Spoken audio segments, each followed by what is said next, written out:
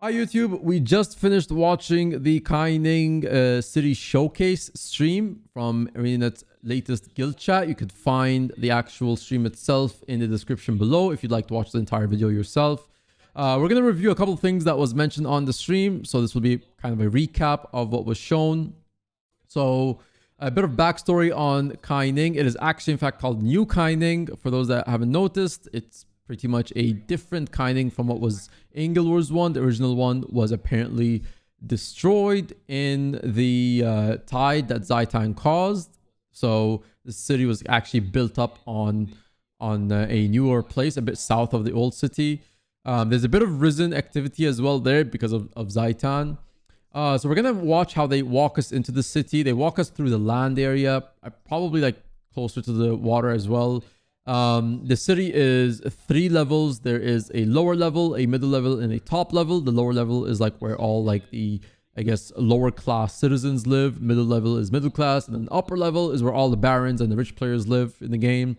Also where I believe my penthouse will be located. And then we also have, I believe, they did manage to show us the zip line. They managed to show us a bit of like the explorable areas in the city that we'll get into now in a bit into video, and how they incorporate ways for you to explore the city. And I believe we saw a ending of how some of the metas will go in this city. So let's get to it. I'm joined by Ara, one of my friends, and we're gonna review what we saw just now. So I'm gonna skip us right ahead to where they are on the bridge over here, as you could see. I thought I was done facing the Risen, but they keep drawing me back in. Yes, very nice. So as you can already notice, right, 455 mastery points. I'm not sure if they actually showed off exactly the entire amount. This might be a little like less than what we actually expect, or maybe it is the whole amount. We don't know. It's still a large amount if it is Hmm. the whole amount. Yeah. Also, is this the actual ruins of the old city, or because this looks like a lot of rails and stuff like that? So I don't know if this was the old one or if this is just ancient ruins here. Or maybe this was where the old city was, and like they just built it like right next to the old city. But as you guys could see, we get into the map immediately here, and there's supposed to be like some risen activity that you can encounter here. Something interesting is that there is an NPC located there that is more of like a mentor of sorts, a little up over those walls. I think I could skip to that. Yeah. And the mentor is like, I think, a harbinger. What I was actually wondering, do you think they'll have like a way for you to learn your spec by talking to a mentor? And the mentor is kind of going to guide you over these skills, because that's something that's not available in Guild Wars 2 right now. You do not have a mentor who could maybe like give you like 1 or 2 tasks just to figure out your new specialization, right? Like, so I wonder if they're going to do a mentor system. I definitely think a mentor system would be nice, if not to just like, even if it's just a one-time thing for an account to unlock the new elite spec. I think it would definitely add a bit more to the prestige of the elite classes. You have to go and learn them from somebody else. You don't just get it by default. I think it would be nice because you kind of get more eased into the class, right? Rather than just like, oh, okay, here's your specialization. It does all of these skills. I think it would be easier for them to incorporate that, especially for new players like who are probably going to be playing this game for the first time with this expansion. I think it'd be better if they kind of like learn some skills slowly, bit by bit. It kind of could be that new player experience that, you know, a lot of people have been suggesting for ArenaNet to do, like a way to ease players in rather than just like, here's the open world, explore it as you wish. But then, you know, obviously that could be kind of daunting and confusing as well, especially when there's too much to do in the game. As well as There's we enter, lots to do in the game. yeah, there's lots to do in the game. There's also here as we're entering, there's, you know, some techie information, technology. I actually think the robots, I'm gonna call it here, I think the robots are gonna act into some sort of uprising, something similar to iRobot, and we're gonna have to fight them. I think that's the meta, right? The meta is the robots go crazy and they try to take over the city. What do you think? I don't disagree. I think, as I joked while you were talking very quietly, I think if we do get any sort of player housing or the ability to purchase stuff, I think it would be great if it caused like some sort of like eviction or something like that type of event where player housing is unavailable for a small bit, it would make it more dynamic and interesting. They definitely said that the first area you walk into has something to do with the meta, so definitely Yeah, interesting. there's an NPC. I think his name is Yao, right? And the NPC is Yeah, someone who we see you'll him meet later. in the story, but then you'll learn more of that NPC in the open world events, which is something similar to like we compared earlier, General Almora, right? She is a char that you Yeah, meet in the visual storyline. It's kind of part of your core quest in Corteria if you pick that storyline. But then you learn more of General Almora in the open world. She's more of like leading events in the open world, and you see her from time to time in some of the living world. And that's like a very good way of using like your side characters to build them up here. And yeah, this is the even city as they're entering here as well. Like you see the zip line in a bit. You were saying? yeah, even before that, like if you didn't take the visual storyline, the first time you're introduced to Almora is through a skill point in one of the Ascalon maps on the right side, which tells you about her history and how she formed the vigil. Yeah, that's actually very true. Yeah, I kind of like that. Like it just kind of gives supporting characters more feeling to the storyline. And you just saw the zip line. I actually don't think the zip like I know some players are complaining about like, well, the zip line does nothing. I don't think it has to entirely be something in pushes the game to a different level. I think it's just a fun thing to have. And why not incorporate it into the city? I don't think there's any loss if we have a zip line or anything. In fact, it's I guess somewhat faster than gliding. So I It's think it's faster than okay. gliding and faster than Griffin, Yeah, I mean, by the looks of it's it. just a cool zip line. I don't think it has to be anything more than that. So no I problem. don't disagree. I think having interesting ways of moving around the world is great. You know, if you're good at the Griffin, you can fly around fast. Good at the roller beetle, you move around fast. Yeah. Otherwise, you pick Jackal or Raptor. And then as you can see, they here's more exploration of the city. Something that I wanted to mention is that like it looks like there's a lot of buildings, and they did talk about that they scale these buildings accordingly because like in Divinity's Reach, since mounts weren't implemented during that time, DR's buildings were kind of like meant to look or appear much bigger from far, but then with mounts you could obviously see how just downscaled they are when you get up close. And here they had to kind of do the opposite, right? Because they have to evolve with the whole mounts that we have in the game to get up close there. But one thing I want to see is more interaction in these buildings. I don't want to just see windows. I want to see like being able to enter some of these buildings, right? Of course, they didn't show anything in the stream here of us going into any of these buildings. So can't really say anything about that until we see it. But I'm really hoping these aren't just like, cool looking buildings from the outside, but there's no entryway to the inside. I really hope we can get to see that. Also, would kind of be nice. Imagine if player housing was something in this city. Wow, this would be nice, right? Imagine penthouse player housing. I'll take it. Or I guess if you want to role play as a nice little citizen who's a hardworking citizen, gets like their nice little workshop house. I don't know, something like that. I guess there's room for that if people are interested. I think okay. I'm gonna move a little forward here. This is where they mention how you can kind of explore some of the city, which is through some of the NPCs where you can unlock some of the mounts, like the raptor. You can borrow the raptor, and some of these NPCs will give you kind of sort of like a mini quest that will tell you drop this somewhere here, then pick up that, get it there, and these kind of mini quests allow you to go through Kaineng and kind of explore the city and kind of get familiar with the parts of Kaineng and makes good use of like rooftops and the vertical way that this map is presented. I actually like this. They did a bit more of this like in Living World Season 4, which we kind of were just doing. Wasn't that right? Yeah. Yeah, like we were doing before this, we were doing some living story stuff, and it definitely helps lead in, shows things, like they like you can definitely see their growth as the game developers as the expansions and stories have gone on. Yeah, I mean, and then of course, just look at that. Look at that variety in Tengu. Look at that. That I Tengu still is want it playable. definitely one with the forest, if you get what I mean. Anyway, so you I got definitely uh, want playable Tengu. I think it would be a lot of fun. I don't think it's going to happen unless they can figure out how to like untangle character creation from the personal story or create like a tie-in. It's either the Tango gets its own like unique starting storyline at level 80, which isn't a particularly bad idea. The only issue I think is like the resources it takes to clip everything for all the existing armor sets, and I don't think that's gonna be like I'd rather like they focus on something else if it's gonna if the Tango takes too much of their time. So while it would be nice if it takes too much of the resources, I'd rather they focus on something else that's going to improve the game. Because another race is, I don't think it would entirely like make the game. It would be cosmetic. Yeah, it'd be more cosmetic, right? It would definitely have like a lot of players who would finally enjoy it, but I don't think it entirely affects the gameplay itself. So yeah, yeah. So yeah, there's that. So yeah, look at that how they explore the city as well. I really like this way of progressing the city from different levels. And one thing they did mention, right, like comparing it to Amnoon Oasis, which is in Crystal Oasis, the first map in Path of Fire.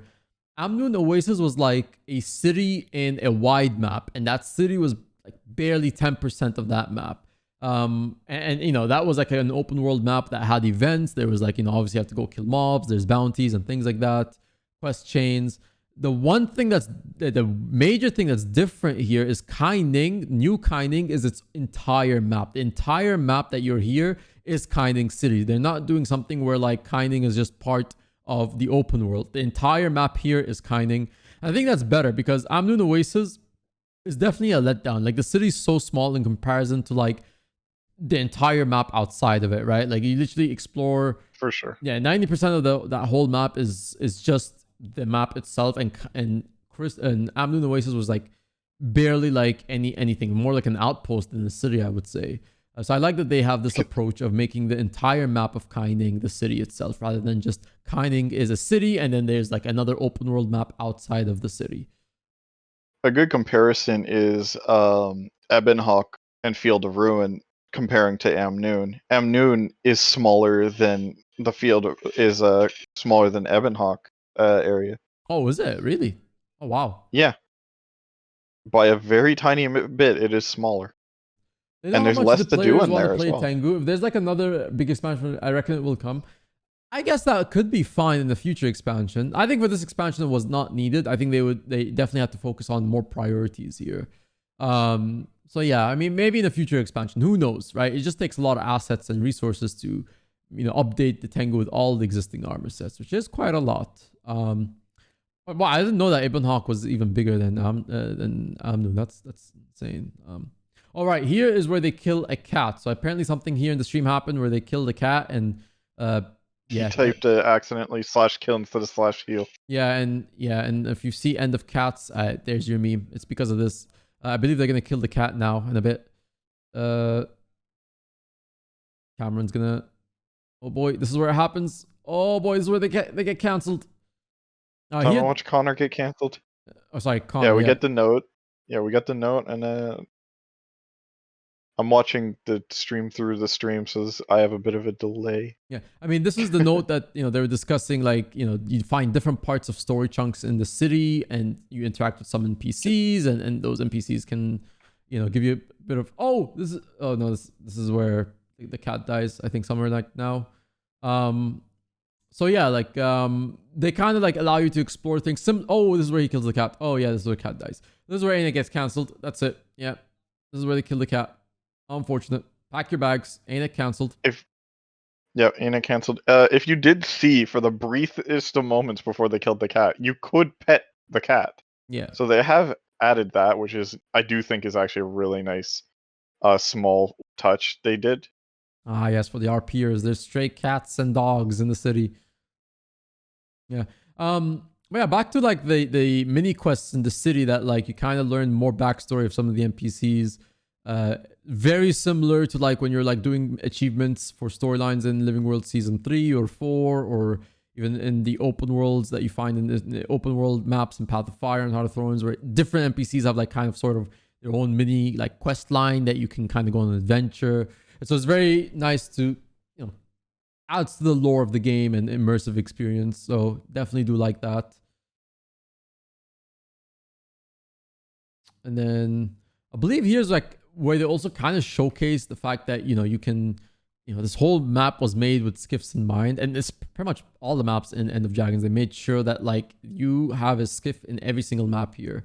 I like that they get to explore some things. They didn't show us too much of the middle and, well, a bit of the middle class, but they didn't show anything of the upper middle class, right? The penthouse area, the rich area where the rich players, the rich people live in the city.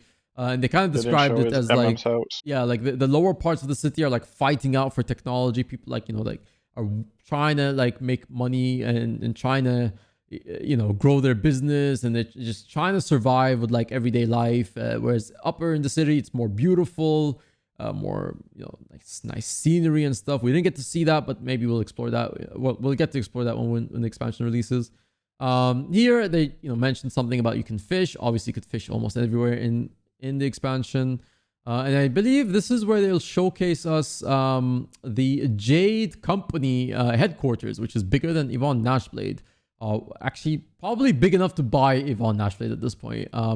So there is that is kind of just like a nice building.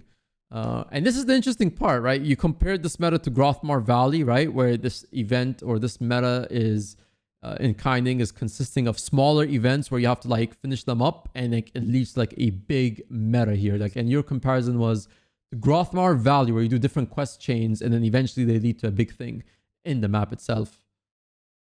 Yeah, and they even used how like the rock concert, there's all these tiny events going on in the big event, and you have to deal with those too. Those things are going to be that philosophy and ideas are going to take a part in it. Yeah, definitely. I wonder how they're gonna balance that, right? Because I hope there is a variety of tasks to do that players maybe have to work together or something, or it's maybe centered on different sections of the map.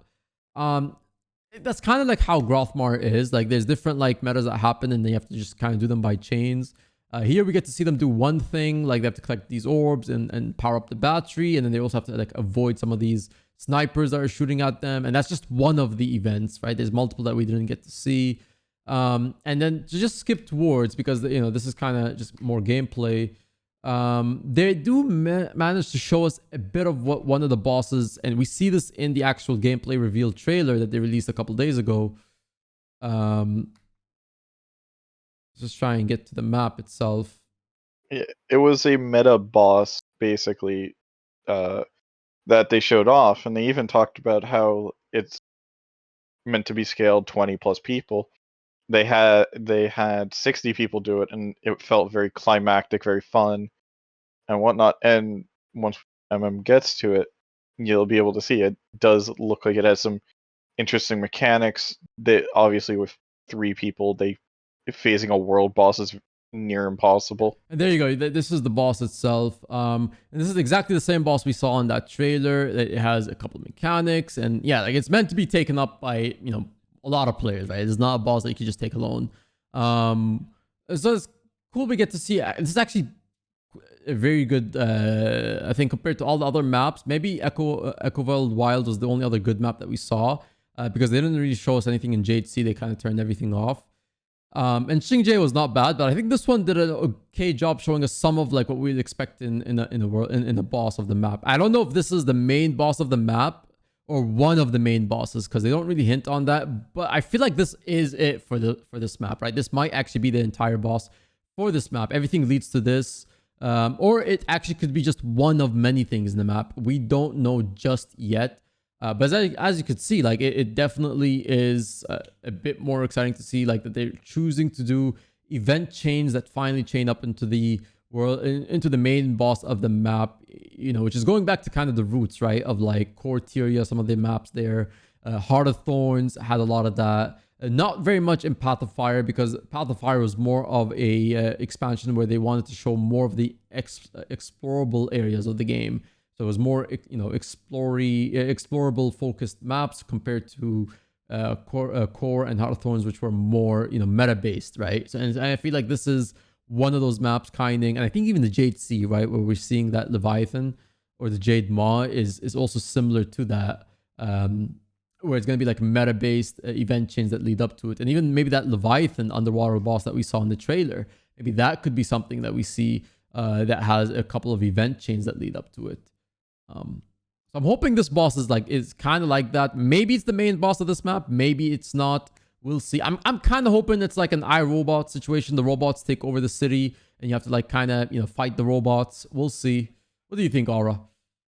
I definitely think that's either a meta boss or the meta boss, but I'm hoping it's a meta boss and you kind of have to go through and deal with them. And it'd be nice if I definitely like the idea of an iRobot situation where it's like the robots are taking over. You have to fight your way through them to get to a spot and figure out what's causing the The outrage commotion and everything, yeah.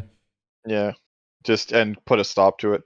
Be I guess definitely we'll bow interesting. down to our new Golem Overlord, almost like the Silver Waste.